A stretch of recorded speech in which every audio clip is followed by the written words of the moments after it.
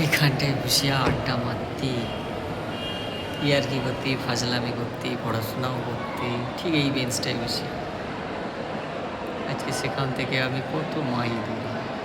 আমার মন চাইলো স্কুলে এসে ভর্তি হতে পারবো নি, পড়তে পারবো। সেই সময় এতটা ইমোশন থাই, মানে এত যে একটা স্কুল ছাড়ি দিলে যে একটা অ্যাটাচমেন্ট, এত কিছু সেই সময় বুঝতে পারিনি। কিন্তু এখন যেন মনে হটে জীবনের কিছু মূল্যবান সময় মানে অবহেলায় নষ্ট করে দিচ্ছি। এখন তার মূল্য বুঝে যার এই বয়সে আইসি। এখন 2026, তখন আমি 2015 এখানেই বুঝতি।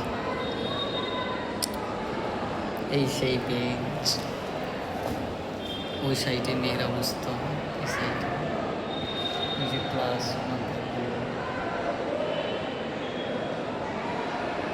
ওখানটায় আমি একবার চক দিয়া পেঁচার ছবি আঁকি দিতে, আমাকে আবার আমাকে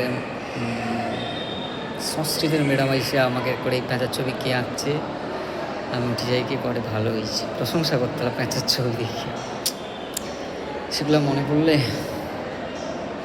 বুকটা কাঁপে উঠে।